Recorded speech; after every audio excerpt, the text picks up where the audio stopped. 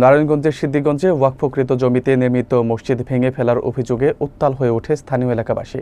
জুমার নামাজ শেষে ধর্মপ্রাণ মুসল্লিরা ঢাকা-চট্টগ্রাম মহাসড়ক অবরোধ করে বিক্ষোভ ও মানববন্ধন কর্মসূচি পালন করেন। বক্তারা অভিযোগের ঘটনায় দায়ীদের প্রকাশ্যে ক্ষমা চাওয়া ও নিজস্ব অর্থে মসজিদ পুনর্নির্মাণের দাবি তোলেন। একই সঙ্গে দোষীদের গ্রেফতার ও শাস্তির আওতায় আনার দাবিও জানানো হয়। বিস্তারিত থাকছে এইচএস মুন্না খানের প্রতিবেদনে। নারায়ণগঞ্জের সিদ্দিকগঞ্জে ওয়াকফকৃত জমিতে প্রতিষ্ঠিত একটি মসজিদ ভেঙে ফেলার ঘটনাকে কেন্দ্র করে স্থানীয় জনমনে তীব্র ক্ষোভের সৃষ্টি হয়েছে বলে জানান এলাকাবাসী। জুমার নামাজের পর বিপুল সংখ্যক মুসল্লি ঢাকা-চট্টগ্রাম মহাসড়কের মৌচাক বাসস্ট্যান্ড সংলগ্ন শালু হাজি রোড এলাকায় অবস্থান নিয়ে বিক্ষোভ ও মানববন্ধন করেন। উপস্থিতদের ভাষ্য অনুযায়ী মসজিদ ভাঙার পেছনে সাবেক যুবদল নেতা শহীদুল ইসলামকে মূল পরিকল্পনাকারী হিসেবে চিহ্নিত করা হয় এবং তার সহযোগীদেরও এই ঘটনায় জড়িত বলা হয়। স্থানীয়দের দাবি ছিল অভিযুক্তদের প্রকাশ্যে অনুতাপ প্রকাশ করে মসজিদটি নিজেদের অর্থে পুনর্নির্মাণ করতে হবে। পাশাপাশি এমন কর্মকাণ্ডকে ধর্মীয় অনুভূতিতে আঘাত হানা হিসেবে উল্লেখ করে বক্তারা বলেন, দায়ীদের বিরুদ্ধে আইনগত ব্যবস্থা নিতে হবে এবং গ্রেপ্তার করে শাস্তির আওতায় আনতে হবে। মানববন্ধন শেষে আয়োজিত সংক্ষিপ্ত সমাবেশে গণ অধিকার পরিষদের কেন্দ্রীয় কমিটির আবুল খায়ের শান্ত, মার্কাজুল আজিজ মাদ্রাসার প্রতিষ্ঠাতা আব্দুল আজিজ এবং সাবেক কাউন্সিলর ইকবাল হোসেন সহ বক্তারা সবাই একই দাবি তুলে ধরেন।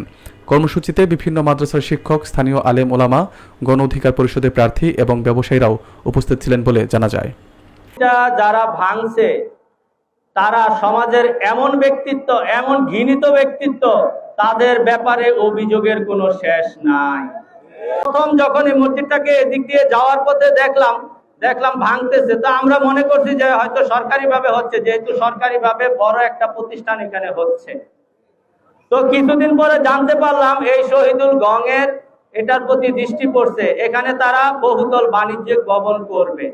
আমি তাকে ফোন দিলাম, ফোন দিয়ে ওনার সাথে কথা বললাম। উনি আমাকে বলতেছে যে না, এটা আমার ব্যক্তিগত সম্পত্তি। আমি বললাম, আপনি মসজিদ ভাঙছেন, যদি উন্নয়ন করেন আমাদের সবাইকে নিয়ে উন্নয়ন করবেন, আপনি একা কেন করবেন? এটার সদুত্তরে উনি উত্তর দিলেন যে এই মসজিদের জায়গা আমার, এই মসজিদ আমার, আমি কিনে নিয়েছি, আমি এখানে একা করব, আবার অন্য কাউকে কেন ডাকবো? আমি বলেছি যে যদি আপনার নিজের মসজিদ হয়, আপনার যদি কিনা সম্পত্তি হয় 1992 এবং 93 সনের দুইটি ওয়াকফ দলিলে এই মসজিদের মালিক যে সালাউদ্দিন সাহেব, উনি ওয়াকফ করে গেছেন, উনি এটা মানতে নারাজ। পরের দিন, আমি একটু দীর্ঘায়িত করতেছি, আপনাদের সবার এটা জানা প্রয়োজন আছে। পরের দিন উনি বিএনপির একজন কেন্দ্রীয় নেতা দিয়ে আমাকে ফোন দিয়েছেন, আমাকে হুমকি দিয়েছেন যে তুমি এটা নিয়ে বাড়াবাড়ি করো না, এখানেই থেমে যাও। আমি বলছি যে আমার সামনে একটা সুযোগ আসছে কি, আমি যদি এটার জন্য মারা যাই, আমার বিশ্বাস আমি এটাতে শহীদ হব। আপনি সেন্ট্রালের কাজ নিয়ে পড়ে থাকেন, আপনি আমাকে বাধা দিতে আসবেন না। তো বললো সমাধান কি? সমাধান একটাই, আমাকে মেরে ফেলেন।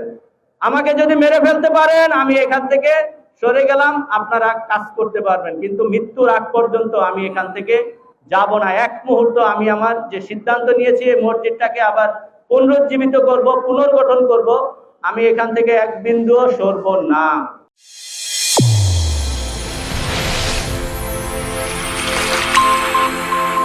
চ্যানেল A1 হৃদয়ের স্পন্দন।